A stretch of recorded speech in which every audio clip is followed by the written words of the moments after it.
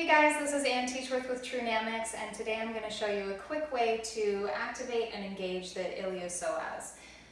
Just a review, or in case you haven't seen where the Iliopsoas actually is, it consists of a couple muscles, the psoas. We're going to look at the psoas major, and that runs from the front of the lumbar spine. Actually, it has two different aspects, a deeper and a superficial. One aspect attaches more to the front, to the discs and the body of the vertebrae of the lumbar spine, all the way up to T12 down here, and runs around in front. And then the more superficial aspect attaches to the transverse processes here on the side, and again, they then blend together and run the same track down here over the pubic rami, and they attach to the femur, sort of the medial side and the back of the femur. So it's kind of underneath what's called the minor trochanter here. And you can see how that would give it better leverage to actually be able to flex the leg, and that is what these muscles do. And then the iliacus sits inside the ilium here, and then runs down and attaches at the same place. So the iliacus is actually quite strong enough to lift the leg on its own, and then the psoas is doing more of a stabilizing work in the lumbar spine, and we get into that more in our structural dynamics class, but for right now, really all you need is a basic image of kind of where that muscle is and how it runs. Now the muscle fibers run north to south, up to down, and so we'll be thinking about some muscle sliding. If you haven't watched the stretching without stretching video that briefly introduces muscle sliding, definitely check that out so you can understand what I'm talking about. But all we're going to do to see how this muscle is working for us is lay down, and if you have Franklin Method balls, have them handy. If not, you can do it without, that's fine, but they have a nice little proprioceptive touch. So first, I'm just going to come here, laying flat on the ground. You know, notice the back, notice what's laying on the floor, and then we're just going to check how hip flexion is feeling. So what I'm trying to do is really take the abdominals out of it. Remember, we don't want to have a tight, clenched grip core. We want our abdominals to be available for breath and motion, not to be the thing lifting our leg. And we also don't want to use a lot of our leg muscles to try to yank this thing up. So to really isolate the movement of the iliopsoas, we're going to think about having a balanced, relaxed abdomen that's just breathing, so maintain your breath normally, and notice if you want to grip any of these muscles and don't. And we're just going to lift the leg slowly, really seeing if we can feel that motion coming right from the iliopsoas. We're just going to alternate. Now you may notice, like, oh, easy, no problem, but you may also notice that when you, on one side, you tend to either really roll to that side, or you really want to grip a muscle to lift it, or maybe you're using a shoulder to bring it up. You might notice that there's another area in your body that's tensing in order to flex the hip. So we're just going to alternate a few times just to feel, are the feet relaxed? Are you really on one side? Like I noticed that on the left side it's a little bit more challenging. I put quite a bit of weight into my right foot to get that leg up. So I'm going to see, can I not do that as much? Can I focus in right on the iliopsoas there, shortening and lengthening to lift the leg? Okay, so that's kind of getting our baseline, but even just doing that, you'll start to get more even, balanced activation in the muscle. Then what we're going to do is take the balls, if you have them, underneath. Again, if not, you can stay on the ground, that's fine. And we're going to take one leg in and straight up.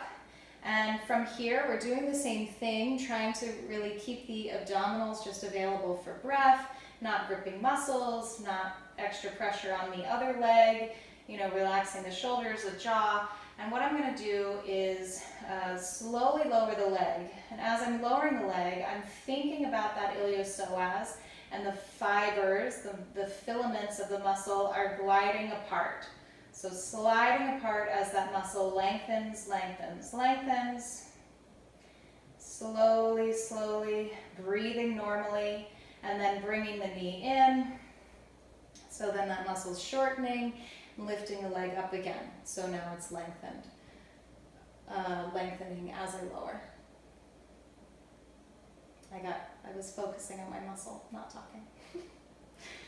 So lengthening, filaments sliding apart to slowly let that leg lower. Again, not using all of these other stabilitory muscles, really just allowing the iliopsoas to do the work. Lift the leg. We'll just do this, 4 or 5 times per side. Breathing normally. Relax shoulders.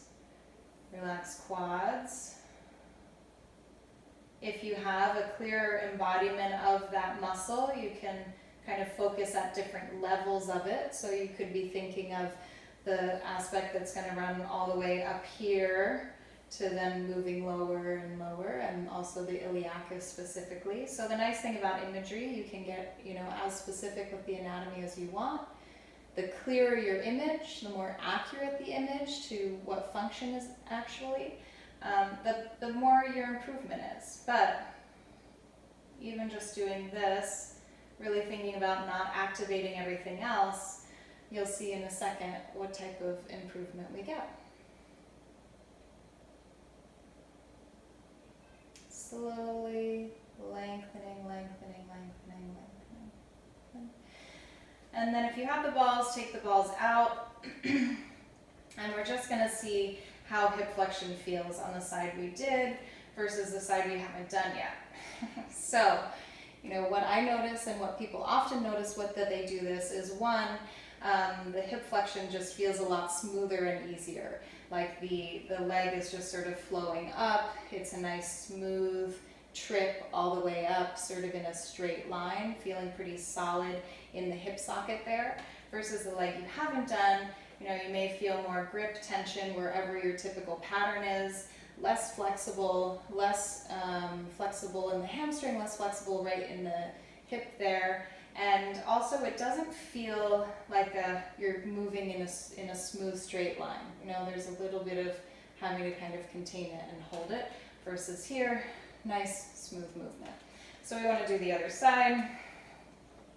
Another great way to feel it also is to actually stand up in between and test. I encourage doing that, especially your first time, with some straight leg kicks, and you'll notice how much easier that hip flexion is on one side versus the other. So let yourself settle. Again, we're just lowering really slowly, seeing as best we can we focus in right there on that iliopsoas, lengthening. We can use our muscle sliding imagery, those filaments sliding apart to lower the leg. Noticing if other things want to get involved, and grip, control, seeing if we can just let that go. And then bring the leg up. You may notice the two sides feel quite different. And so as we do this more and add in other exercises, we could start really thinking about balanced action, balanced motion. But for now, we're just kind of getting acquainted with what's even happening in that area.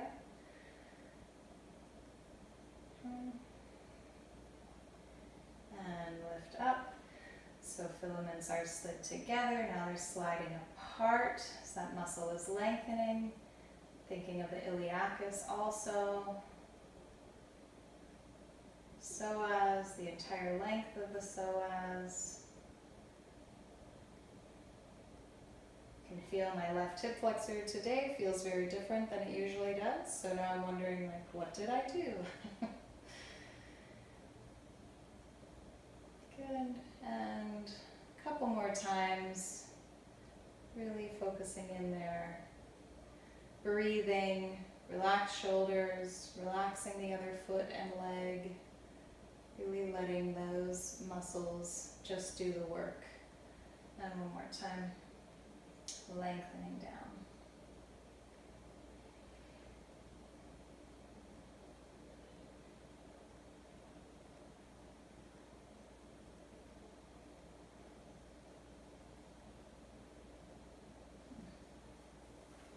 Okay, come back down, see how that's feeling. Nice. Yep. So again, you know, increased flexibility. The flow of it is much easier. It just feels, instead of like you have to lug your leg up, it feels like, oh, that's what the leg does. It just floats up. So that's a quick way to see what's going on with the iliopsoas. If we were to go back now and do what we originally did, you probably would notice it's a little bit easier to let the knee kind of release up and into the chest, continuing to breathe without gripping things. And if you noticed a difference between sides, you may notice you know, your weaker side has probably strengthened a bit by now. And that's just one simple exercise. We have a whole slew of psoas exercises, but this is just a great way to really kind of get in touch with what's happening there, to experience that motion and to help improve that function by embodying it. So I hope that's helpful. If you enjoyed this video, subscribe to the YouTube channel if you haven't yet, and you can join our Facebook group, Massage Pro Think Tank, that's for integrative therapists. And come check out Trunamics.com so we can see you at one of our in-person courses soon. Have a great day.